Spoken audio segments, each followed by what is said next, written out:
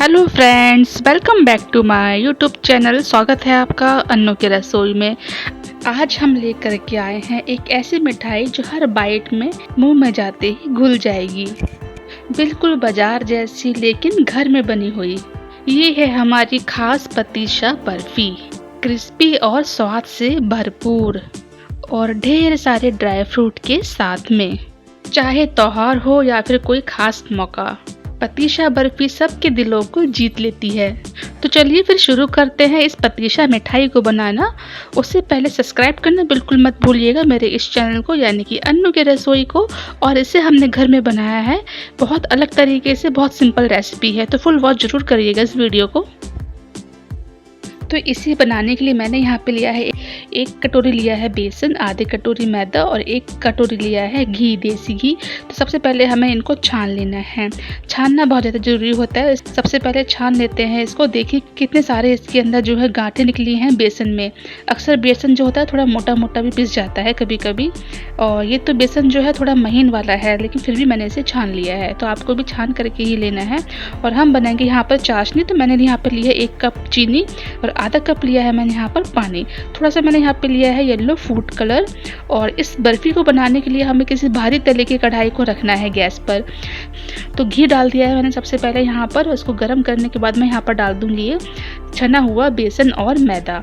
इन सब को हमें मिक्स करना है अच्छे तरीके से। जैसे जैसे मैं इसको चलाती जाऊंगी ना, वैसे वैसे ये अभी गाढ़ा होता जाएगा।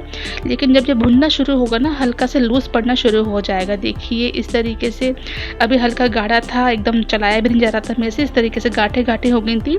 जैसे ही भुनता जाएगा इसका कलर भी चेंज होता जाएगा, हल्का हल्का ये लूज़ पड़ता जाएगा। देखिए इस तरीके से। और हल्के हल्के झाग भी इसमें उठना शुरू हो जाएगी।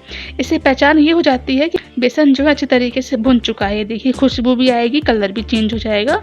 तो इसीलिए मैंने आपसे कहा था कि किसी भारी बर्तन का ही यूज़ करना है मिठाई बनाने के लिए। किसी भारी तले की कढ़ाई को ही हमें इस्तेमाल में लेना है। जब भी आप कोई मिठाई बनाते हैं तो किसी भारी बर्तन में ही बनाइएगा, जिससे कि चिपकने का डर कम होता है इसके अंदर। तो गैस की फ्लेम को मीडियम रख कर के हमें इसको भूनना है। चलिए इतना भून लेते हैं इसको, इतना काफ़ी है। भून चुका है, रखते हैं साइड में। और मैंने यहाँ पर गैस पे रख दिया है ये 1 बर्तन। तो हमें यहाँ पे बनानी है चाशनी। मैंने यहाँ पे डाल दी है 1 कप चीनी और आधा कप डाल दिया है पानी, जो मैंने आपको दिखाया था। ये छोटा कप है, जो मैंने चीनी डाली है वो बड़ा कप है, तो उसका हाफ होता है ये। और मैंने गैस की फ्लेम को चालू कर दिया है। और यहाँ पर ना इसको हमें चलाना नहीं है अभी, बस इस तरीके से हिलाना है। तो आप चाहे तो यहाँ पर ग्लूकोज डाल सकते हैं, जो हलवाई लोग डालते हैं, लेकिन मैं यहाँ पर नींबू का रस डाल देती हूँ 1 चम्मच। ग्लूकोज से क्या होता है, काफ़ी अच्छे तरीके से चाशनी बनती है एक तार की। लेकिन चाशनी नींबू से भी बन जाएगी और बिल्कुल साफ़ सुथरी बनेगी। किस तरीके से बनानी है देखते रहिए मेरी फुल वीडियो को। 1 पिंच डाल दिया है मैंने यहाँ पर येलो कलर। आप चाहे तो येलो फूड कलर आप बेसन में भी डाल सकते हैं, बेसन को भूनते वक्त आप डाल सकते हैं, लेकिन मैंने यहाँ पर चाशनी में डाल दिया है। थोड़ी देर बाद मैं इसको चेक कर लेती हूँ, क्योंकि हमें ये 1 तार की नहीं बनानी है। हमें किस तरीके से बनानी है मैं आपको दिखाऊंगी। ये देखिए अभी पानी में डालते ही ये ना मेल्ट हो गई है। अभी ये रेडी नहीं है। हमें चाहिए चाशनी कुछ ऐसी जो प्लेट में जाते ही एकदम बजने लगे, कड़क सी ना, जिसकी आवाज़ आए, थोड़ी क्रिस्पी सी हो जाए। ये देखिए कलर भी चेंज हो गया है, झाग भी उठ रहा है, काफ़ी गाढ़ी भी हो गई है। तो आप चेक कर लेते हैं इसको पानी में डाल करके। तो ठंडा पानी ही हमें लेना है और इसको डालना है 2-3 ड्रॉप। देखिए थोड़ी देर इसको पहले ठंडा होने देते हैं, फिर उसके बाद हम इसको चेक करते हैं। अगर ये सिमट करके हाथ में आ गई, एकदम गोला सा इसका बन गया, तो समझिए चाशनी बन करके तैयार है। बाद में आप इसे किसी प्लेट में डाल के देखेंगे तो आवाज़ अगर आती है कड़क सीना की तो ठीक है, अगर नहीं आती है तो फिर इसमें थोड़ा सा टाइम और लगेगा। चाशनी तो यहाँ बन करके रेडी है। ये देखिए 1 तार की बनी है, खींचने पे मालूम चल रहा है, हमें ऐसे ही चाहिए होती है। तो बस गैस की फ्लेम को ऑफ कर देते हैं तुरंत से ही और इसको कंटिन्यू चलाते हैं। इसी बर्तन में जितनी भी कसर होगी उतनी ही पूरी हो जाएगी। और इस तरीके से चला करके हम इसे ठंडा कर लेते हैं। हमें चाशनी कैसे चाहिए अभी मैं आपको आगे और दिखा देती हूँ, क्योंकि मैंने इसको बाद में एक प्लेट में डाल करके चेक किया था। तो ये देखिए गैस की फ्लेम को मैंने ऑफ कर दिया है। एक प्लेट में मैंने इसको निकाल लिया था दोबारा से, और इस तरीके से हमें इसको डाल के देखना है। जिस तरीके से टॉफ़ी होती है ना, उस तरीके से आवाज़ आनी चाहिए। तो इसको ठंडा करने के लिए मैंने यहाँ पर ना एक थाली में रख दिया है पानी, जिससे कि जल्दी ठंडी हो जाएगी, ज़्यादा ओवर हीट नहीं होगी और पकेगी ज़्यादा नहीं। इसलिए हमने इसको तुरंत ही इसमें ठंडा करने के लिए छोड़ दिया है। इतनी गर्म है कि नीचे का जो थाली का जो पानी है ना वो भी गर्म हो चुका है। तो बस इतना काफ़ी है, इसको हम ना इतना ही ठंडा करेंगे क्योंकि हमें ना बेसन भी हल्का गुनगुना ही चाहिए, चाशनी भी हमें हल्की गुनगुनी ही चाहिए। तो यहाँ पर मैं आपको फिर से एक बार याद दिला देती हूँ, अगर अभी तक सब्सक्राइब नहीं किया है मेरे इस चैनल को तो प्लीज़ सब्सक्राइब जरूर कर लीजिएगा और साथ में लाइक एंड शेयर जरूर कर दीजिएगा।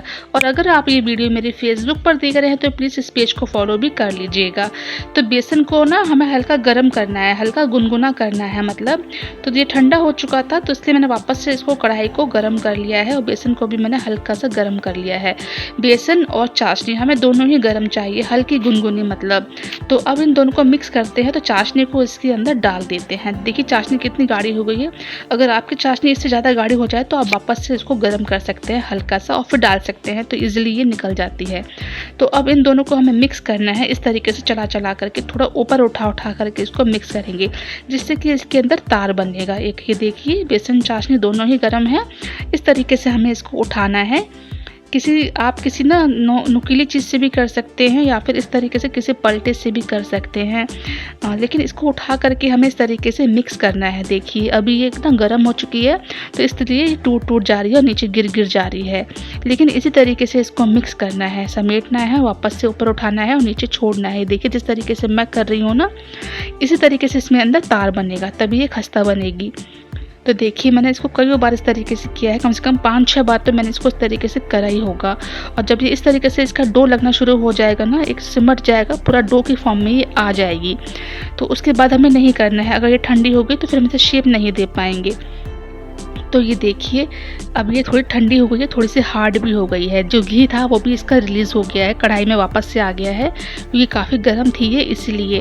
तो अब मैंने इसको निकाला है इस चकले के ऊपर। आप चाहे तो सीधे किचन के प्लेटफॉर्म पे भी निकाल सकते हैं, स्लैब पर भी निकाल सकते हैं, लेकिन मैंने इसको ना रोटी बेलने वाला जो चकला होता है ना उसके ऊपर निकाला है, क्योंकि मुझे इसकी थिकनेस भी मालूम चल जाएगी और अच्छे तरीके से फैल भी जाएगा ये इसके ऊपर। तो पहले हाथों से जितना ठंडा हो जाएगा, आप छू सके उतना ठंडा इसको कर लीजिएगा, उसके बाद हाथ लगाइएगा और हाथों से इसको हमें ठीक कर लेना है, जिस तरीके से हम कोई रोटी का आटा लगाते हैं ना वैसे ही।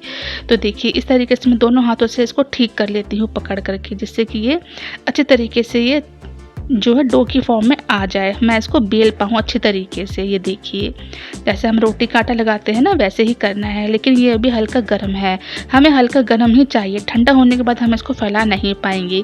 तो चकले पर हमें इसको फैलाना है, हल्के हाथों से ही इसको बेलना है। जितना मोटा पतला आपको रखना है आप अभी इस समय रख सकते हैं, ज़्यादा पतला मत करिएगा, ज़्यादा मोटा भी मत करिएगा, बर्फ़ी की तरह ही रहनी चाहिए।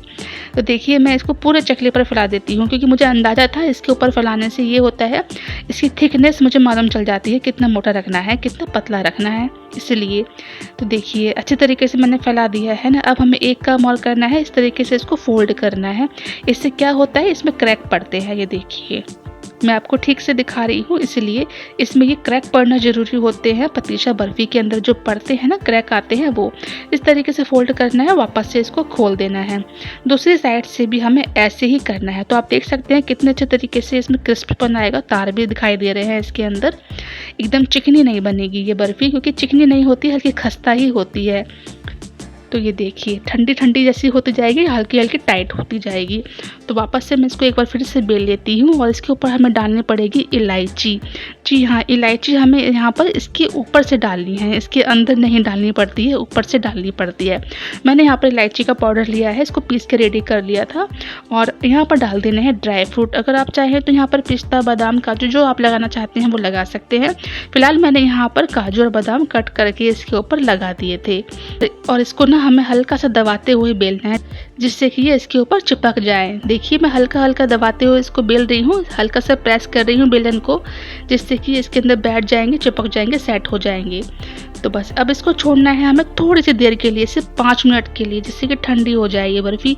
और ये बर्फ़ी ऐसी बनती है, हल्के हल्के क्रैक इसके अंदर होते हैं। ये देखिए मैं आपको पास से दिखा रही हूँ, एकदम चिकनी नहीं बनती है ये बर्फ़ी, क्योंकि ये बेसन की बर्फ़ी, जो बर्फ़ी पंजाब में बहुत ज़्यादा फेमस है वही वाली बर्फ़ी बर्फ़ी है ये।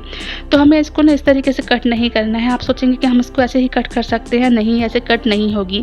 ये बर्फ़ी कुछ ऐसी बनती है कि हमें इसको ठोक-ठोक के कट करना पड़ता है। देखिए इस तरीके से, ये काफ़ी ज़्यादा खस्ता बनती है ये बर्फ़ी, क्रिस्पी बनती है। जैसे कि मैंने शुरू में ही आपसे कहा था, पतीशा बर्फ़ी जो होती है थोड़ी क्रिस्पी बनती है, एकदम कड़क होती है।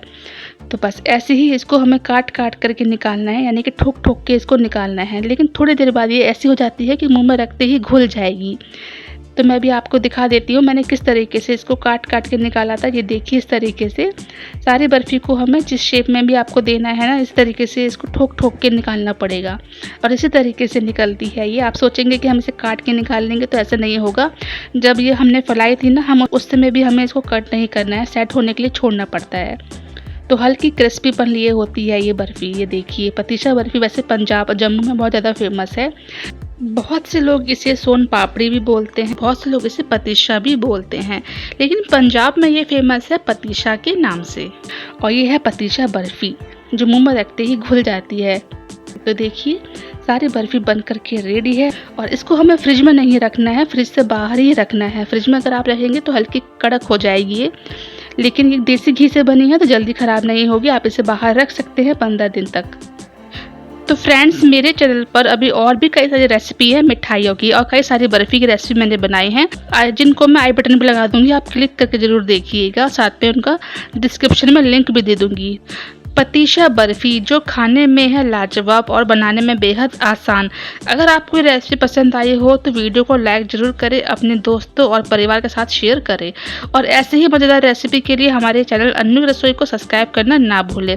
मिलते हैं अगली रेसिपी में, तब तक के लिए खुश रहिए, स्वादिष्ट खाइए और मुस्कुराते रहिए। चलिए मिलती हूँ फिर मैं आपसे बाद में नेक्स्ट रेसिपी में। तब तक के लिए bye bye. Thanks for watching. जय हिंद, जय भारत। Bye bye.